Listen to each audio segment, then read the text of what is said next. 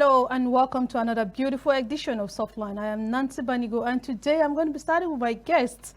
So my guest on the show today is Mr. Ekom Akpan. You're welcome to the show. Thank you. So Mr. Ekom is the Executive Director, Save the Child campaign. I'm not going to do much of his introduction now. I'm saving it for my later talk. So, sir, let me chat with you before we go on our main discussion. Go ahead. He's ready. Okay, so let's talk about the economic situation. Everybody is battling with the price of petrol and all that. I don't know if you are feeling it or you have a filling station in your house where you get the fuel at cheaper rate. I don't have. In fact, Okay. I overfeel it. Oh, tell me about it. It's everywhere. Most times I calculate my movement, and I don't really bother about myself much because somewhere somehow I can navigate. Okay. But I'm concerned about people who depend so much on daily movement from here to there, and the transport fare currently is so high. Because you can't really blame even the commuters themselves. Of Driving, course. they have to also meet ends meet. So how do they meet up? I don't know the way forward towards all this. Subsidy or no subsidy, but you also see that the endpoint users down here, people also take advantage of the fact that there's no fuel, and the little way they could also help out, people are also trying to see to make things difficult.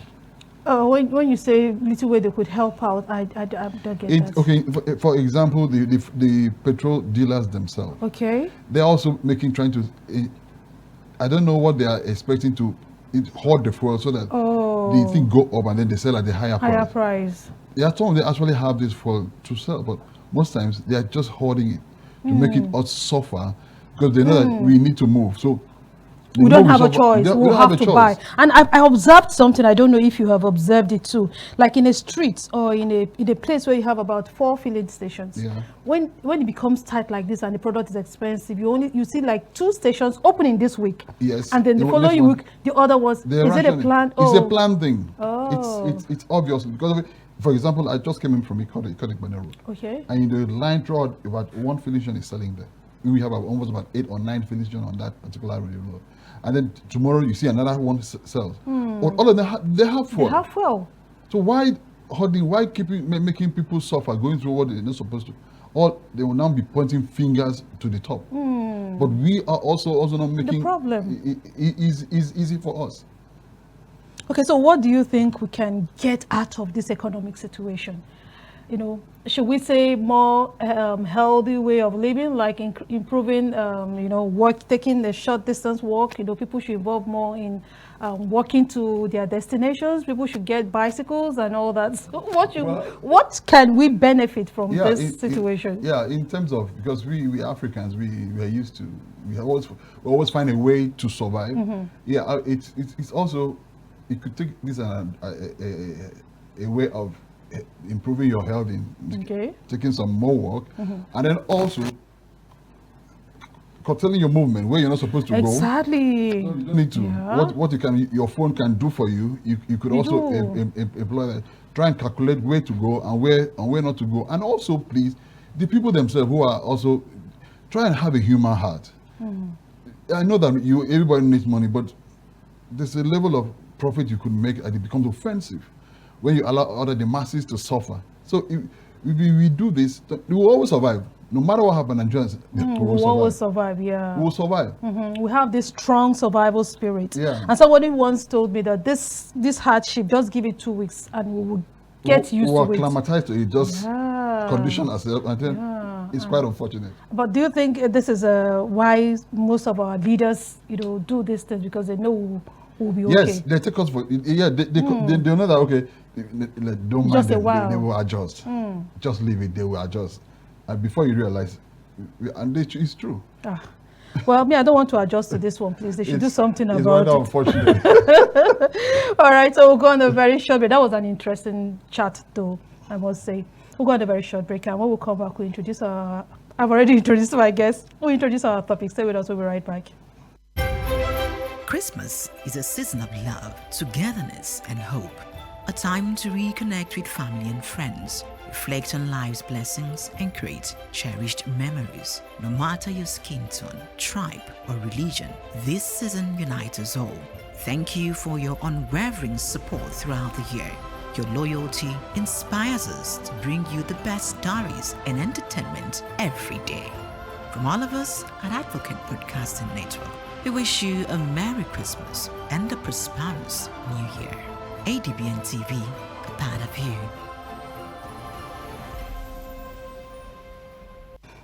Welcome back and thanks for being there. So kindness has the power to transform lives. But what does it mean to truly make a difference? Is it the lives touched, the resources invested, or systemic change inspired? Today, let's explore the impact of charitable work and uncover the ripple effects of kindness. Joining us on this journey of discovery is Mr. Ekom that I have introduced before. He's the Executive Director of Save the Children campaign with years of dedication to creating lasting change. Mr. Akpan brings a wealth of expertise and passion to the conversation. So today we will delve into the world of charitable work and uncover the stories, challenges, triumphs that shapes our understanding of what it means to truly make a difference. Mr. Akpan, you're welcome once again. Thank you so much. It's a pleasure. Welcome to the show, sir. Thank you. Frankie, Grandma. I got the call. Yeah. She said she got it late. I got the call Late. Oh, okay. The good part is that she's here. She's here. Good afternoon, viewers. All right, so Mr. Akpan, since you are the executive director of Save the Child, I would like to ask, what are those, has there been any occasion, a memorable moment that has really inspired you to want to do more charitable work? I know that organization has to do a lot with charity and all that, but can you just give us some kind of memorable event that has propelled you to want to do more when it comes to charity or charitable work? Okay, yeah, thank you so much. Charity, it's one word that is synonymous to everyday living. I want to, if you see some Bible pertain love to charity, they quote love as charity. Yeah. So, well, talking about that, my life as a whole and what motivated me to do what I do has to do with the fact of things I've gone through in life and also the experiences around me. I grew up to a polygamous family. My father marries four wives, and I saw the way my mom was able to cooperate and cater for so many of my step brothers, my siblings, and also even my friends. And I grew up from that kind of upbringing that there was no discrimination. We had a lot of house help, and you couldn't differentiate between either it was a real child of her or another one. So there was so much love, and when I grew up, I just made up my mind, I'm going to toe this line. And I've discovered that part of my essence in life is to be able to reach out. I feel satisfied when I offer help, when I'm there, or I'm a kind of a tool towards somebody receiving help. Okay. It gives me satisfaction. So a lot of things motivate me. In fact, when I see people in need, it makes me morose. And when I can't help, it wasn't the whole thing. So that's why for the past almost 29 years, I've soaked my life in trying to see what do I do to better my society? How do I use my platform to enrich, especially the children and young people? How do I make them fulfill the God-given purpose in life? So these are things that motivate me, and it's what I will do till I die. I will continually do this and stand in the gap for young people to be able to hold my hands, let me pass you to this other side. There's greener pasture over here. Can you just believe in me? Let's reach this side. Hearing your story out, it's amazing because when we hear polygamous home, what we think of, or the first thing that comes to our mind is fights, tussles, disagreements, hatred, and all that. But hearing you coming from a polygamous home and speaking so well about it, I hope you're not encouraging people. No, I'm not. You can't even try that now. Now, right? It was then. If I tell you how my father used to do it, you will love it, but not on this economy. Not on this economy now. Okay, I understand. All right, thank you, Mama. You want to? Yeah, Mr. Ekom, you try talking about what scripture says. Whenever I hear about scriptures, Yeah. I'm excited. Yeah. No, I'm not going to preach. Okay. Okay. When you talk about scripture, scripture looks at charity as love, you know, and we call it like a humanitarian work, a humanitarian act of love. That is what charity is. Then sometimes you come to see that showing the highest form of love, which signifies the reciprocal of love itself, between God and man, when it results in unselfish love of one's fellow man. Bible always talks about that in 1 Corinthians chapter 13. But what is really happening today, you know, when people want to show love, some people look at love, okay, just kindness. Oh, I have sympathy for this person, let me just help the person. People just do it as a giveaway. Let me just help, let me just show kindness and move on without taking deep interest into it. Whereas I look at charity as agape. Agape, selfless. Kind of don't look at any, don't have any reward. So what can you say about people that just throw away because they have enough, they have so much. So they just throw away kindness, they just throw it and move on, you know, because they have it. There are some people do it when they don't even have anything, when they have a share. So the difference. The difference. How do you analyze that? The difference between what you just said has to do with self. Self here has to do with the fact that there are a lot of things that motivate people into giving charity. There are a lot of things that stands why everyone wants to help you. Why do I want to help you? Am I helping you because I have something in return? Or am I helping you to have a good name in the society?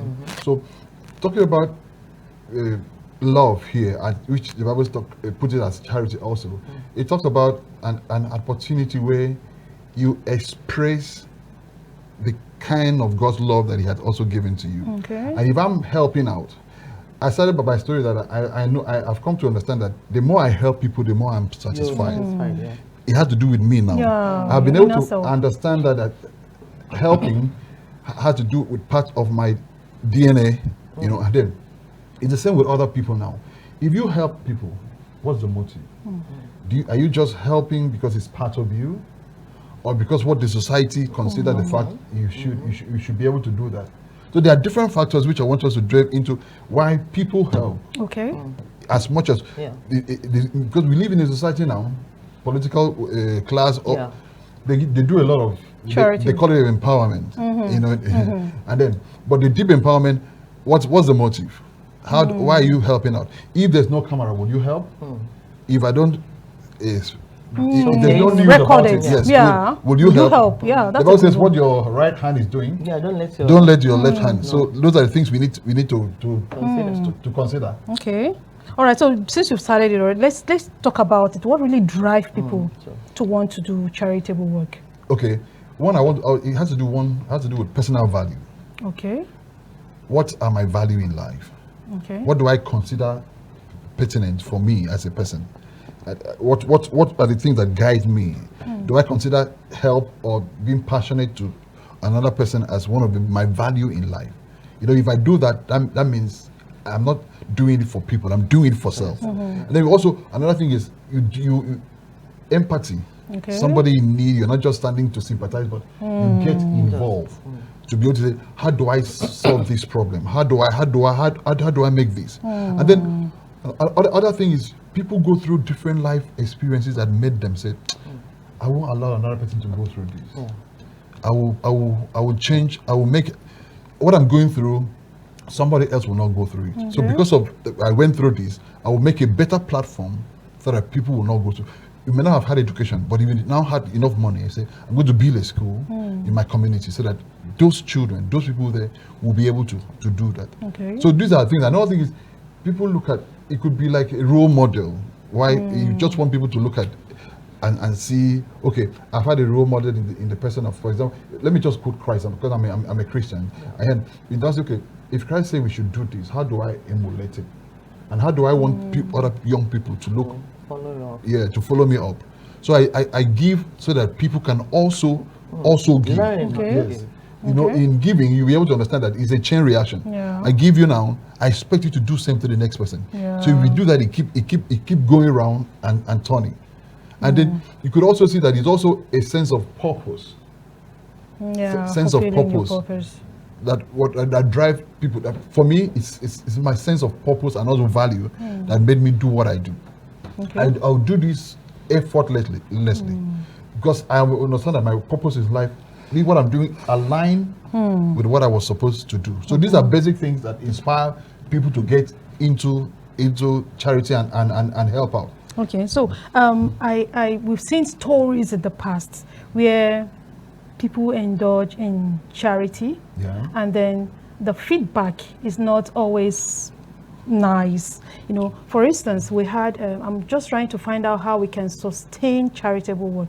Now, there was a story that broke out once upon a time where a lady saw a woman who was begging with her 2 children somewhere not so good, you know. So she took pity on this woman, and then she opened a GoFundMe on social media. She got some money. She rented a house for this woman and her 3 children. She took them out of the street. She bought things for this woman, made her, you know, not so much, but she was able to take this woman and her children away from the street. And then she opened a small shop for this woman, a provision shop. But few days or few weeks later, to her greatest surprise, the woman and her children went back to the streets. You know, they went back to the streets. So now a charity was done. This is a very commendable effort by her. How can we sustain? Because I know this could be a point for discouragement for some persons.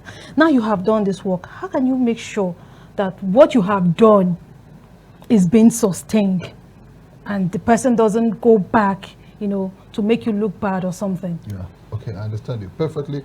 One of the way we can sustain charity from my experience is to be able to have clear goals and objectives. Why am I, for example, the story you just gave, it could be very discouraging for the man to be able to, after putting in so much, you come back the next day and the person has returned back to the street.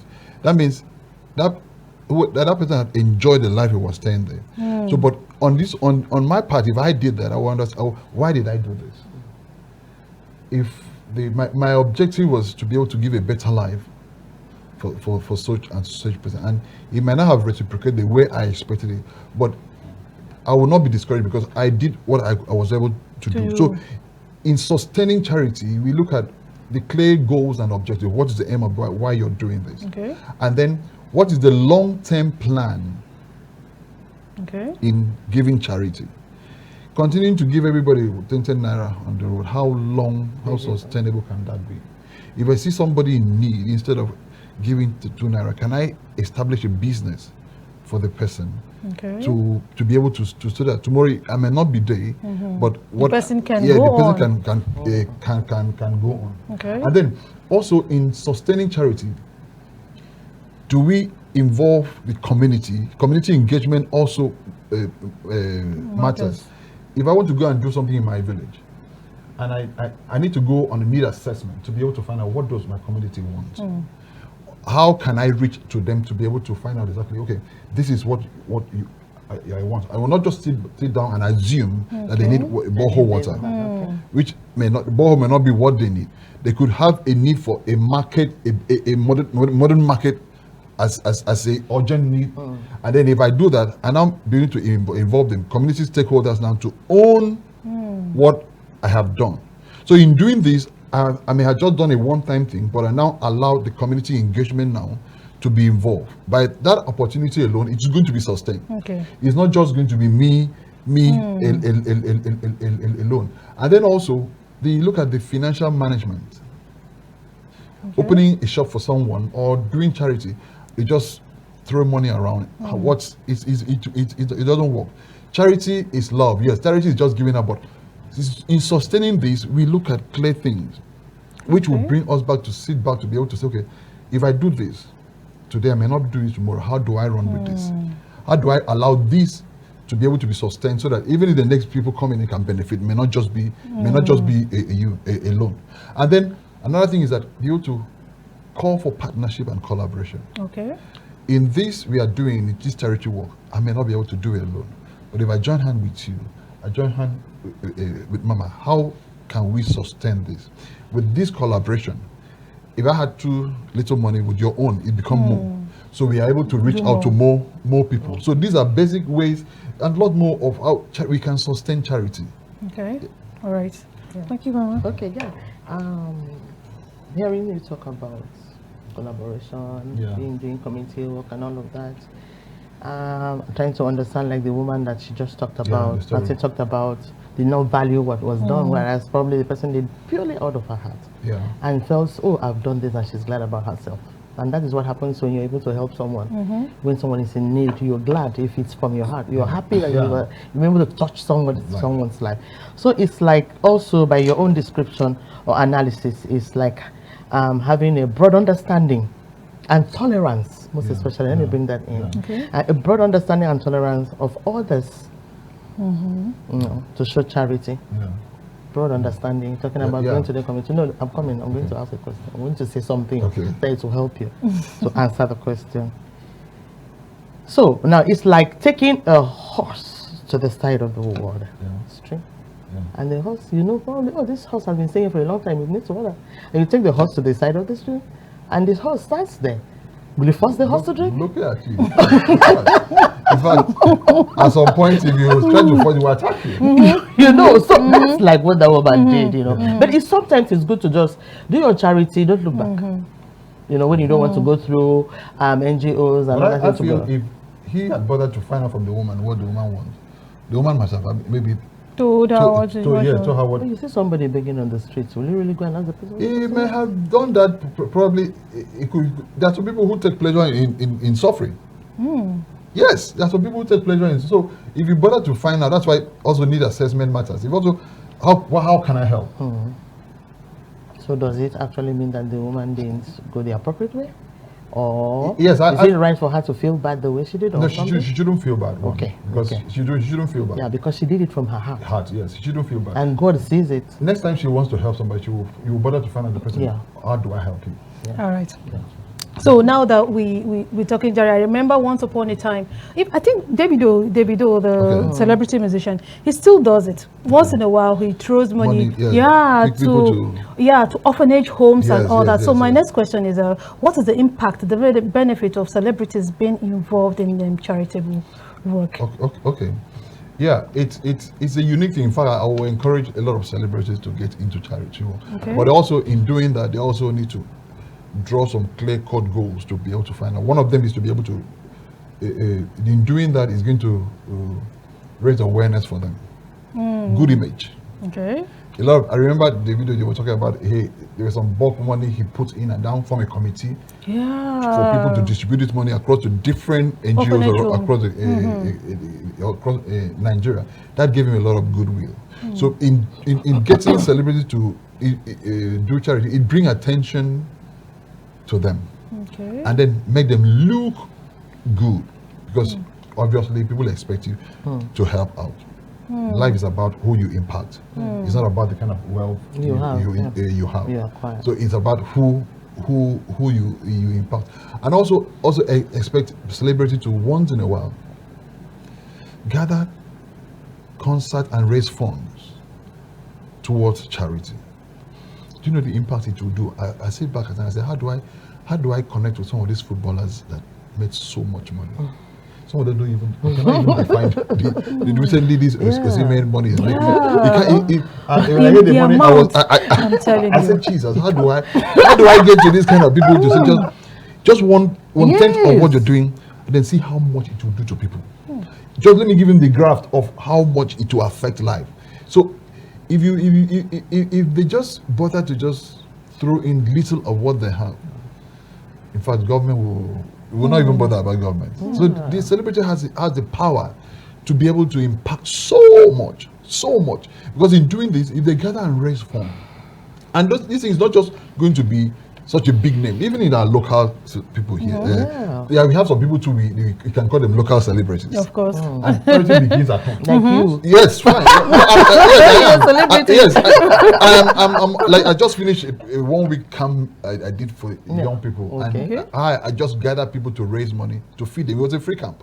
So on my own little way, I'm doing it. If people just on their own little way trying to see, okay, what do they do? Can they just put money together and this time they can face an angle of street children, or the next one they take it to mother home.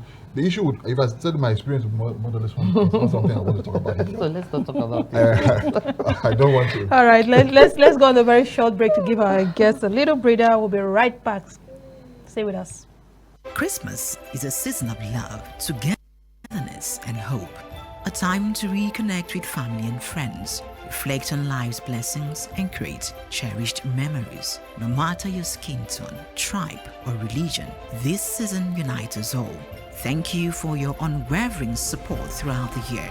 Your loyalty inspires us to bring you the best stories and entertainment every day. From all of us at Advocate Broadcasting Network, we wish you a Merry Christmas and a prosperous New Year. ADBN TV, a part of you. All right, thanks for being there. So we are still discussing charitable work. Charity. Yesterday was World Charity Day, so we decided to talk a bit about charity today. As you can see, we really, really need more people getting involved in charitable work and all that. And so we have our executive director of Save the Children campaign. So he's there. You talked about having a small, what did you call it? Youth camp. Youth camp. Yeah. How did that go? Were there street children or? No, it was children from secondary school and also university. Okay. Because we work with schools across the Niger Delta, so every August we gather them and try to. Okay. All right, so I would like us to rate this. Oh my goodness. Thank you, Mama. Can you read that on the board? Okay, so I saw this tweet I would like us to read, and then guests can react to it. It says, I have worked for... Let me try. Okay, go ahead. I have worked for 2 main charities. I've worked for 2 main charities, both as a volunteer and as an employee. For 14 years. Now, there is no such wrong, thank you.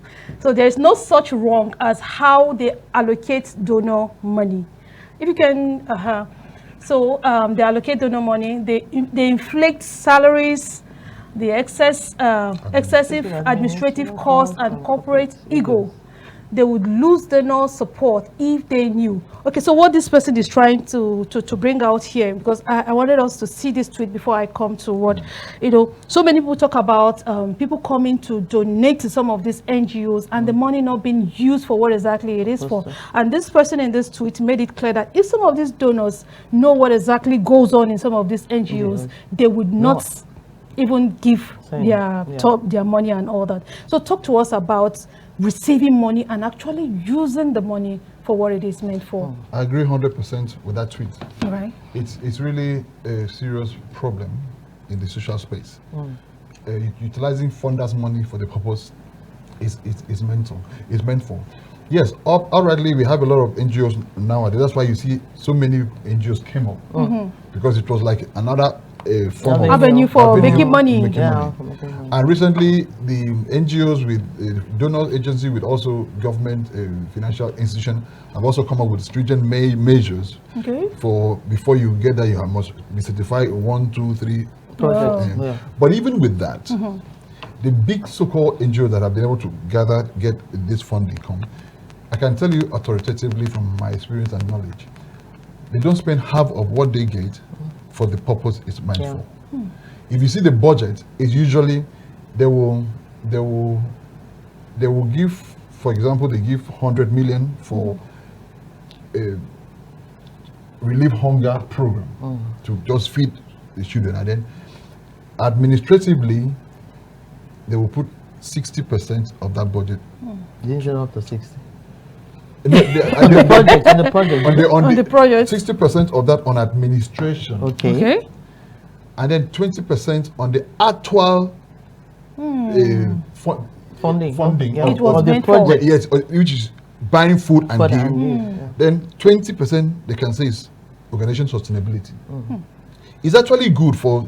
There are some funders that will ask you when you're writing budget, include organization sustainability, because you have to be sustained to be able to move on, so some funders ask you to put that, but if they don't, you have no right to put organizational sustainability in that particular budget. And then even with all these, the staff salary, like they said, or this, they will be able to quote it so much they will pay, but in getting to the main people who work, they won't do that. So that's why most times, and then when they are writing back this report, they will give a clear cut of it has to do with edit and and then with pictures they have given food. Sure. You'll see. Sure. Yeah, but you don't know how it was or how many, and they will inflate figures. So it's real. It happens greatly. So that's why most times people that and funders have also understood this, and what they are doing now is they give in tranche.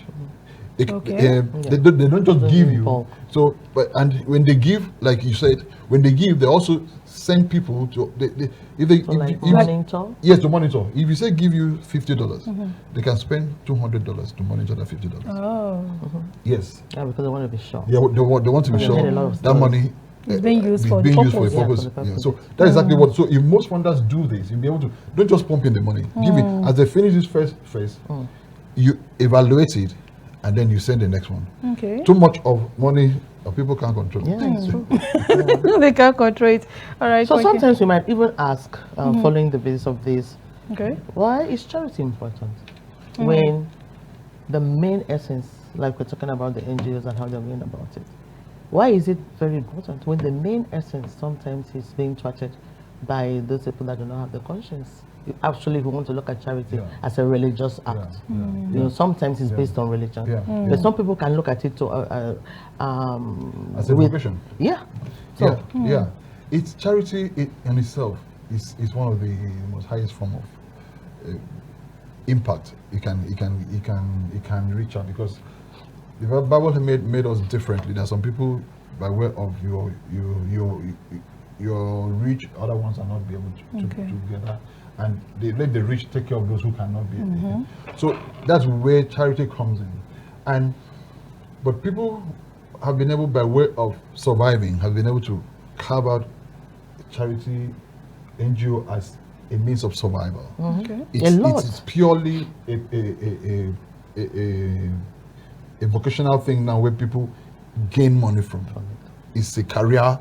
No more like you're impacting life. Which is supposed to be an act of you impacting the less privileged.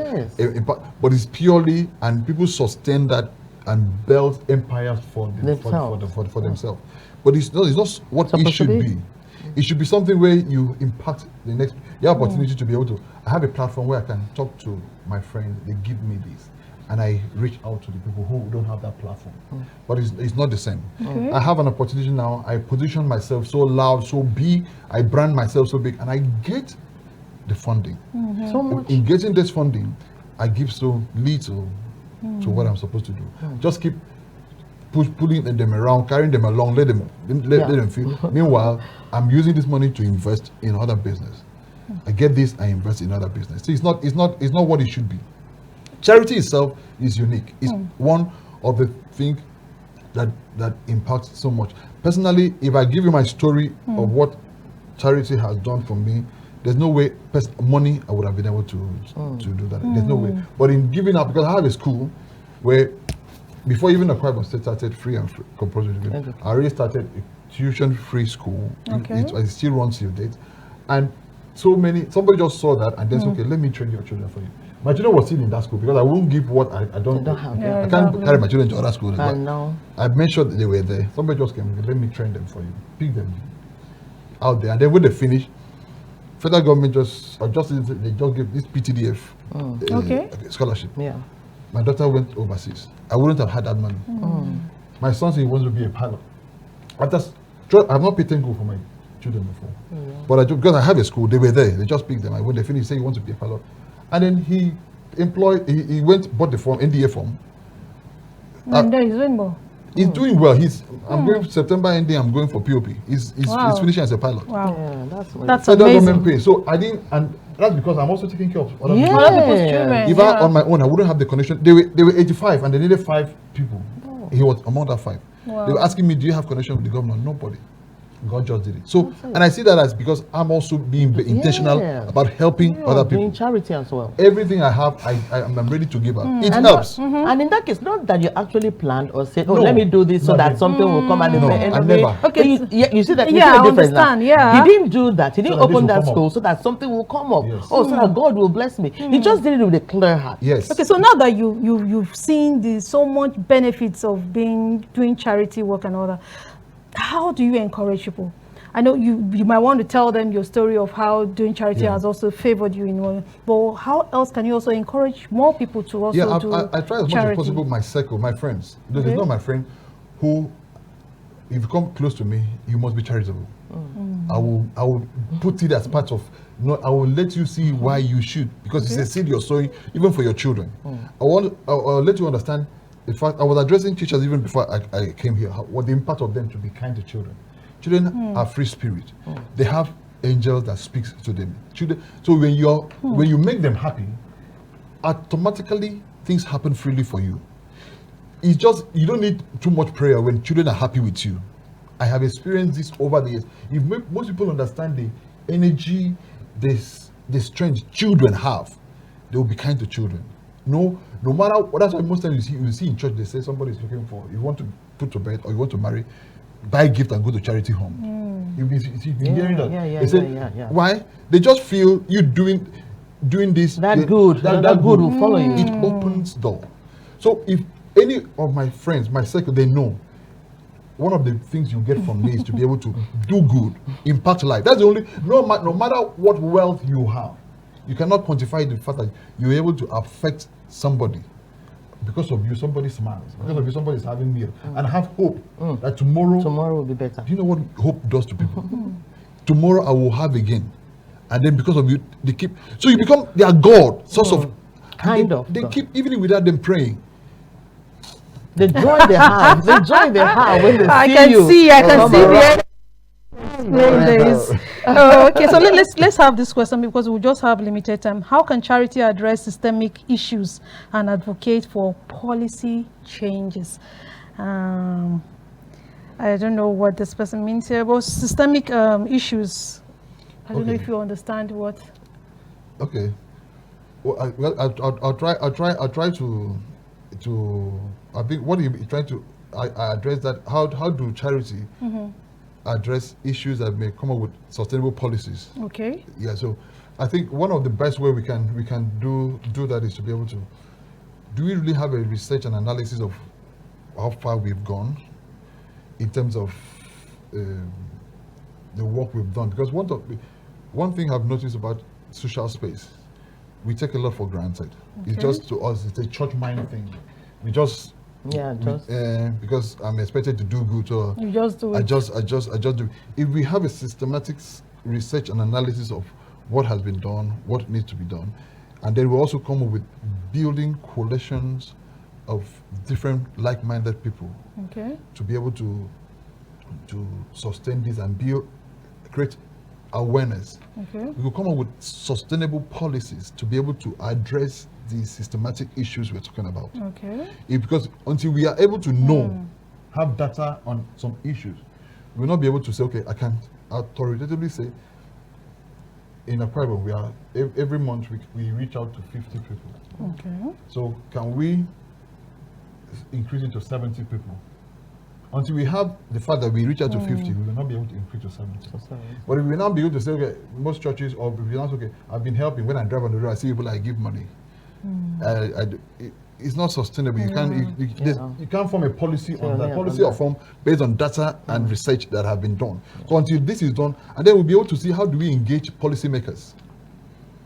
How do we engage policymakers to be able to see the need, why there needs to be a systematic platform that address issues when it has to do with charity. How do we make it sustainable? And then we use media, like what we're doing now, to be able to create our awareness. If we can engage all this, we'll be able to see that we will address some systemic issues that are bothering us.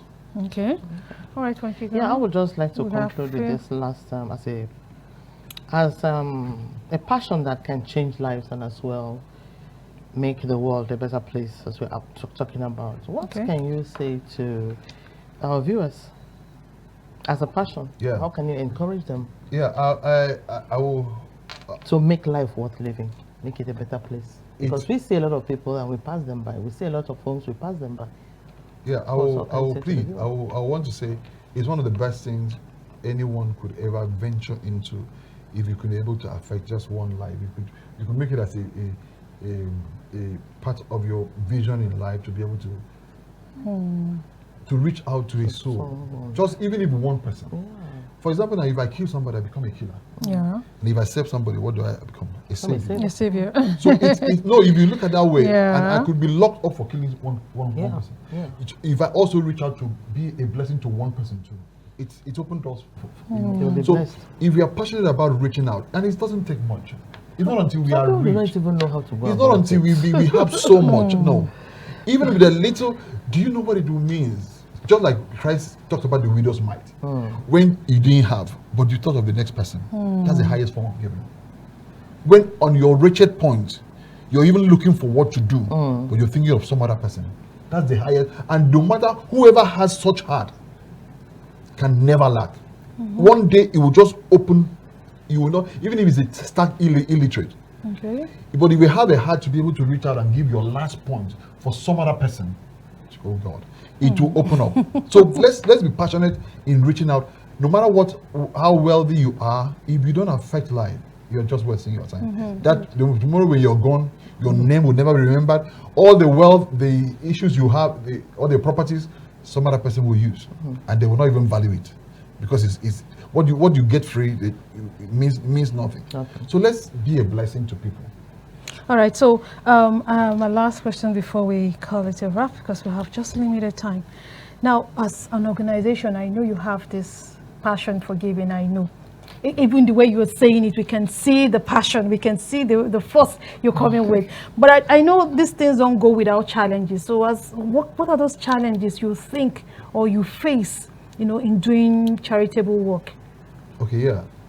One of the biggest challenges over the years I've encountered in doing charity work has to do with making people to see the need to help.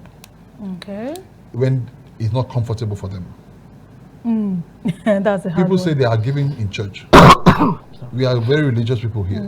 You get to them and they also give based on denomination. If you belong to church member and I talk to you, you might be going to get helping me.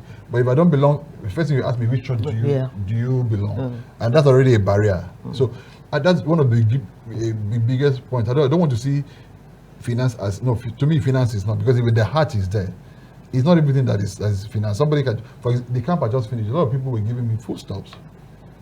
Just foodstuff, and it's a 7-day free camp for children. All I needed was just food.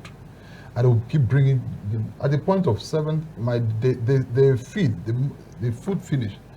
And I just invited a friend. He came, saw them. They were so excited. I decided I couldn't have 3 square meals. I was feeding them too. But the guy came and insisted that they will be fed 3 square meals until they finish the camp. And he provided for such a hard, because if he didn't come there to see, the children were so passionate. They were just, you couldn't enter there without dropping something. So it's just, that's the biggest challenge of people trying to understand the need to give. If we have a culture, a society where people give, you wouldn't have an issue. All right, I remember when we talked about giving, I remembered an issue where a pastor of one of these very big churches, he came out one day and was like, he wants to build houses for widows in a particular community. And then I was excited. I thought he was going to do this from his pocket. But lo and behold, on the Sunday morning, he asked people to contribute to that effect. So I was like, oh, you have so much money, you can do this. So why asking people now to contribute? So now that people have contributed to that effect, will he still take the blessing as being the person doing the charity work, because he's the organizer of the charity work? No, he won't take the blessing. It depends. There are some people, it depends on the motive, because motive is spirit. If pastor say give, and you give to look good before pastor, that's your benefit. That's your benefit. Your pastor is seeing you as giving, so that's where it ends. But if I give, knowing I'm giving to God, pastor has no way. God rewards me directly. So in giving, you talk about motive. Why do I give? So whatever, you see all these pastors, sorry to say this, they are the most corporate in all these things. Because obviously, pastor has an opportunity to be able to affect and impact lives greatly, seriously, because of what the platform they represent. If they make it so simple and encourage people to give, for not just to look good, but give as what God demands, we won't have poor people in church. That is true. You won't have people who, a lot of people just go to church to see whether they could reach Have a blessing or something. Yes.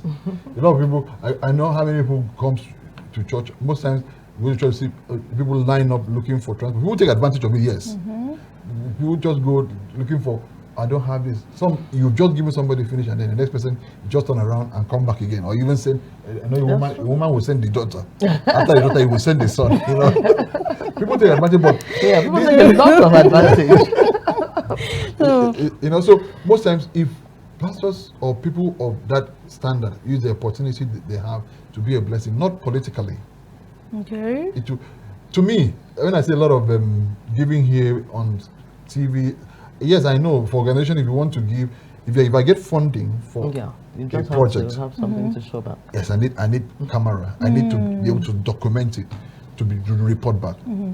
But if I'm doing a program, I'm reaching out to young people. I'm reaching out to people. I don't need camera to be able to be of help to people. I don't need any news to come up to be able to say, I do this, I do that. No. But if you give me money to do something, I'll have it documented and give you. Yeah, but then someone would say this documentation, this videoing, like you see people who help people and then they video it and put on social media, it's a way of to encourage other people to do the same. Most of the time. Yes. It it does. Fine. It's a way you could also do it to encourage people. That's why motive. Okay. If you do it to encourage people, beautiful. Good. But if you also do it to have goodwill, there's nothing wrong in having goodwill. Yeah. There's nothing wrong in doing something have goodwill. It's fine. But everything boils down to motive. Okay. Why are you doing it? All right, I like the way you put it. It boils down to motive. Yeah, that's great, because I see lots of people. There's this particular guy who goes around helping people, market women. You know, he sees some market women looking so downcast. Probably they've not sold anything. He just walks up to them, give them flour, you know, talk to them, and then give them money. And then you see them, hey, everybody. And he has a lot of followers on social media. So this is another way of impacting life, but also having followers. You know, people getting involved in his page. It's a win-win. Yeah, it's a win-win thing. So it happens. I do it too. Yeah. Just moving around, you see, if you enter market, you whip. God improve our economy. That's all I can say. Amen. Amen. All right. So before we go, let's have a closing remark from you. Since World Charity Day was celebrated yesterday, should we just wait until when it comes again next year before we begin to do good? Every NGO comes out and begin to. No. Yeah. Charity is a daily thing. Okay. It's a way of us expressing. Appreciating God for giving us life, is a way of us reaching out to be a blessing. So it shouldn't be a yearly thing. It should be a daily, in your street, in your very compound you're living. There's somebody in need. There's somebody in need. As you reach out to that person, the next person beside you, that's charity. As you show love, let's show love in the fact that you're showing love to God, not to look good. Because as you do that, automatically you're blessed. If you look good in the eye of people, that's a blessing you get. That's a followership you have. Okay. It ends there. But if you do it as you're doing unto God, God rewards you. When God rewards you, you find it, you call nations to come and help you gather it. So let's not just do it as an annual thing. My plea is that let's make charity part of our lives. Let's make charity as one of our core values in life. Thank you so much, Mr. Ikom, for coming on the show today. Thank you. And I wish you success in your organization. Thank you. All right, that's the much we can take today. They say charity begins from home, so try to impact those around you. It goes a long way to put a smile on people's faces. Funky Grandma, we have to go. You have any? Yeah, sure. We just have to go. I love charity, and I'll continue doing it. Yes. Yeah. I like that. Thank you so much for being a part of the show today. From all of us in the studios, bye-bye, and thanks for watching.